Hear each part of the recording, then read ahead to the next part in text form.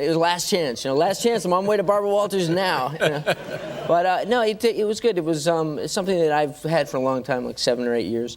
Back to the Future is more than simply a film. It is a cultural time machine that continues to attract new generations. Whether you first saw it in the 1980s, came into it on TV in the 2000s, or discovered it during a streaming binge this week, one thing is certain: this trilogy does not age. But there's a twist. Those who thought they knew every line, humor, and Easter egg will be surprised. Because recently the cast revealed behind-the-scenes anecdotes that most spectators missed. We're talking rejected ideas, unanticipated rivalries, and near misses that may have altered the film forever. These aren't your average trivia facts. They're confessions that will change the way you see Hill Valley and its remarkable inhabitants. So saddle up. We're going back, forward, and sideways into the untold facts of Back to the Future. When people think of Back to the Future, they immediately envision the sleek silver DeLorean racing down the street, leaving fiery skid tracks as it explodes through time. It's not just a car, it's an icon on par with the Millennium Falcon and the Batmobile. However, most fans were unaware that the DeLorean almost did not appear in the plot at all. In truth, the first form of the time machine did not resemble the stylish, futuristic trip we know today. Early drafts of the script depicted Doc Brown playing with something that belonged in a mad scientist's lab rather than a teenager's garage. At one point, the time machine was envisioned as a massive stationary device, essentially a time chamber, into which characters would step.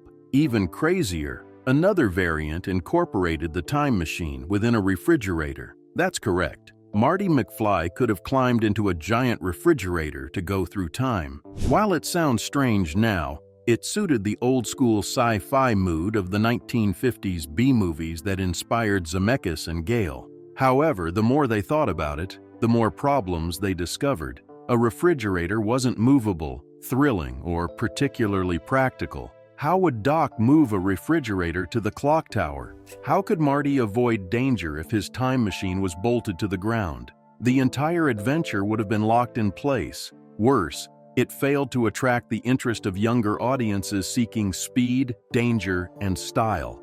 That's when the filmmakers turned the concept on its head. What if the time machine wasn't simply a machine? What if it was something that moved, something that teenagers couldn't resist? Having an automobile made perfect sense. When the DeLorean DMC-12 entered the picture, everything clicked. With its stainless steel exterior and futuristic gull-wing doors, the car appeared to belong in another dimension before the first special effect was applied. Suddenly, the time machine was more than simply a plot device. It became a character in its own right. The DeLorean didn't merely transport Marty and Doc. It immersed the entire audience in the excitement of time travel. From the flashing flux capacitor to the thrilling 88-mile-per-hour dashes, the automobile provided the film's heartbeat. It is nearly difficult to picture Back to the Future without the DeLorean. However, it began as a refrigerator, a reminder that even great ideas require a little tweaking before they become eternal. It's easy to look at Back to the Future today and believe it was intended to be a success. But beneath the polished, finished result was a difficult beginning that nearly prevented Marty McFly and Doc Brown from ever making it to the screen. When Robert Zemeckis and Bob Gale initially shopped the script around Hollywood, the comments were unexpected. Studio after studio rejected them. Some executives believed the time travel notion was too complicated for mainstream viewers. Others contended that the story's mix of humor, sci-fi, and family drama didn't fit into any of the categories they knew how to market.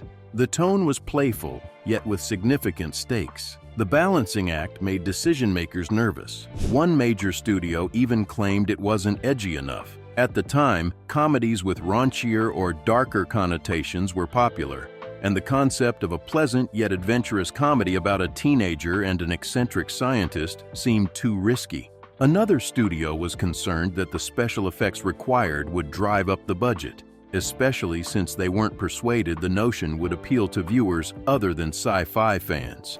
For most initiatives, rejection after rejection would have signaled the end. But Zemeckis and Gale had something many fledgling filmmakers lacked: Steven Spielberg. Spielberg was immediately drawn to their script's charm and potential. His track record includes songs such as E.T. Indiana Jones, gave the project respectability, and his endorsement persuaded Universal Pictures to take a gamble. Even yet, the studio was not entirely confident. Back to the Future would have been forgotten if Spielberg hadn't persisted and Zemeckis hadn't believed in the story. Instead, the film became one of Universal's crown jewels, spawning a franchise that generations would enjoy. Looking back, it's almost bizarre to believe that one of the most cherished films of all time was once discarded as too risky. But in Hollywood, greatness frequently begins with a struggle, not a green light. Michael J. Fox is so attached to the part of Marty McFly that it's difficult to picture anyone else wearing those sneakers. But what fans frequently ignore is how close he came to not appearing in the film at all, as well as the punishing schedule he underwent once he did. From the beginning, Robert Zemeckis and Bob Gale want Fox. He had already won over fans as Alex P. Keaton on the hit television sitcom Family Ties, and they knew his charm, timing, and natural enthusiasm were just what Marty required. What's the problem? Family Ties was overly successful. The show's creators refused to let him depart, fearing the series would fail without him. This left the filmmakers scrambling. They cast Eric Stoltz, a great actor recognized for his serious, dramatic roles. Stoltz carried the picture for several weeks, but the longer the cameras rolled, the clearer it became. He wasn't the right fit. Stoltz performed Marty with too much weight and ferocity. The film lacked levity, spark, and comedic instinct, all of which were required. Recasting a lead actor in the middle of production is almost unheard of, but Zemeckis took the decision. When Fox's schedule eventually changed, they jumped at the opportunity. But there was a catch. He couldn't leave Family Ties. That required Fox to do both. His days began with sitcom rehearsals and tapings, where he portrayed the quick-witted Alex Keaton. Then, when the sun went low, he dashed to the Back to the Future set and transformed into Marty McFly. Shooting frequently lasted until 3 or 4 in the morning. After a few hours of sleep, he was back under the studio lights for Family Ties. This arduous cycle lasted months, leaving Fox relying on caffeine, adrenaline, and pure drive. Most performers would have broken under such pressure. Instead, Fox gave one of the most unforgettable performances in cinematic history. His wit, wide-eyed emotions, and chemistry with Christopher Lloyd illuminated the screen. Against all odds, he was able to give 100% to both parts, solidifying his status as a TV and movie star at the same time. Behind Marty McFly's natural charm was an actor who worked really hard,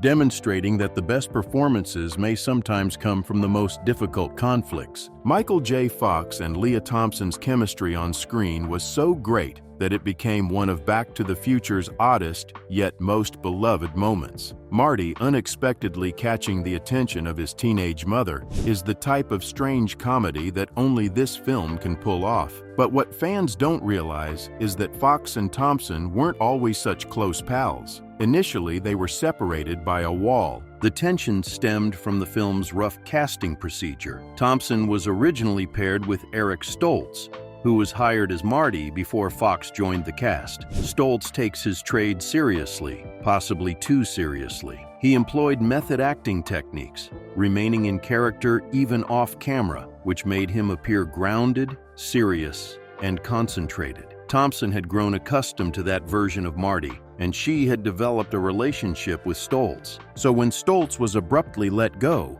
emotions ran high. Thompson was concerned not just with losing a co-star, but also with remaining faithful to someone with whom she had developed a bond. To make matters more difficult, Fox arrived as a TV star. At the time, there was a clear distinction between television and movies in Hollywood. Movie performers were regarded as serious, whereas television actors frequently had to struggle for respect. Thompson subsequently said she mistakenly dismissed Fox at first, perceiving him as a sitcom actor entering into a film with high expectations. Add in Fox's hectic double schedule, working on Family Ties during the day and Back to the Future at night, and he sometimes arrived on set exhausted. Thompson felt this was worlds apart from Stoltz's passionate dedication. The atmosphere was uneasy and perhaps a touch hostile. However, as filming continued, something changed. Fox's sharp wit and natural comedic cadence began to influence the film's tone. Scenes that could have been uncomfortable, such as Lorraine flirting with her own future kid, were handled with just the perfect amount of charm and fun. Thompson realized that Fox wasn't simply entertaining, he was lifting the entire film. Over time, respect displaced uncertainty. Thompson stated that her first judgment was influenced by loyalty and ego, but Fox's professionalism and friendliness soon won her over. Their on-screen chemistry, which stemmed from that initial tension, became one of the film's most memorable elements. It's a reminder that friction behind the camera might cause sparks in front of it. Christopher Lloyd's wild-eyed Doc Brown is so synonymous with Back to the Future that it's almost impossible to envision anyone else in the position. His frenzied energy, booming voice, and supercharged expressions are imprinted on popular culture. But here's the twist. Lloyd almost walked away before Doc Brown even existed. Lloyd wasn't looking for work when he received the script. He'd already made an impression in One Flew Over the Cuckoo's Nest and was a fan favorite on Taxi as the quirky Reverend Jim. He had a regular job and wasn't chasing every project that came along. When he first read Back to the Future, he wasn't impressed. Maybe it was the over-the-top banter or the oddity of a teenager collaborating with an insane scientist. But Lloyd didn't immediately see himself in the role. For a brief period, he pondered throwing the script away. Robert Zemeckis was the catalyst that turned everything around. The young filmmaker was known for his bold, creative ideas, and his enthusiasm for the project was contagious. Lloyd reread the screenplay, this time focusing on the story's pulsating heart rather than its odd lines. A mentor who believed in the improbable, united with a teenager thrust into the biggest experience of his life, was more than just humor, it was magic. Lloyd really committed after he made his decision. He emphasized Doc's eccentricities, gave him that crazy unpredictability, and created chemistry with Michael J. Fox that felt completely natural. They formed a duet that carried the emotional weight of the trilogy. Looking back, it's incredible how close we were to losing it. Doc Brown might not have existed as we know him if Lloyd had followed his instincts and rejected them. Instead, he accepted the risk, resulting in one of the most memorable collaborations in film history. Sometimes the greatest roles begin with hesitation rather than assurance. Every great hero needs a sidekick, and Marty McFly's companion was Jennifer Parker. Jennifer wasn't in every scene, but she kept Marty's character grounded, reminding us that he was still a teenager with a life, a love, and a future to fight for. Most fans remember Claudia Wells from that scene, but they don't realize she wasn't the original pick. Jennifer's casting had its own unexpected twists that may have altered how we remembered her completely. Originally, the job was handed to Melora Hardin, a rising young actress who appeared to be a perfect fit. She was talented, engaging, and the perfect combination of sweetness and strength to stand alongside Marty. But here's the kicker. Michael J. Fox wasn't playing Marty back then. He was portrayed by Eric Stoltz. Hardin and Stoltz filmed scenes together, and by all accounts, she performed admirably. Then the dominoes began to fall. When Stoltz was replaced with Fox, the energy in the film changed. Jennifer's role has to be reevaluated. Hardin was not let go because of her acting. According to all reports, she was doing exactly what the filmmakers desired. The problem was Hollywood's fixation on appearances. Standing next to Michael J. Fox, who stands roughly 5'4", Hardin appeared much taller. The directors were concerned that the visual mismatch might detract from Marty and Jennifer's portrayal as a balanced young couple. It was a minor issue, but in Hollywood, small details may lead to major judgments. Claudia Wells, who had previously auditioned for the role, took over as Jennifer after Hardin was discharged. Wells's relationship with Fox was effortless, and fans had no idea how close the character came to appearing completely different. It could have been a crushing blow to Hardin. Losing a role in a film that became a cultural landmark is a significant setback, but she did not let it ruin her career. Over the years, she established a consistent presence in film and television. Most people today recognize her as Jan Levinson from The Office, a role that earned her a whole new set of fans. Her narrative reminds us how unpredictable Hollywood can be.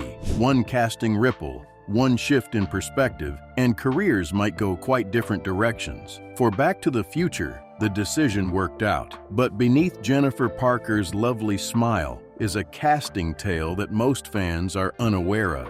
Back to the Future is still going strong after 40 years. In 2025, the cast reunited at Fan Expo New Orleans, and it felt like returning to Hill Valley. Michael J. Fox, Christopher Lloyd, Leah Thompson, Thomas F. Wilson, and even Huey Lewis were present, sharing stories, laughter, and recollections that reminded fans why this trilogy is ageless. Fox joked about his restless filming schedule. Thompson remarked on how strange it was to still be talking about Lorraine after 4 decades, and Lloyd enthralled the audience with his unending love for Doc Brown. Wilson embraced his Biff persona, joking about being everyone's favorite bully, while Huey Lewis stated that he never intended The Power of Love to become a cultural song. The occasion was more than just nostalgia. It demonstrated the film's enduring significance. New fans gathered shoulder to shoulder with others who first saw it in theaters, all celebrating a tale of friendship, fortitude,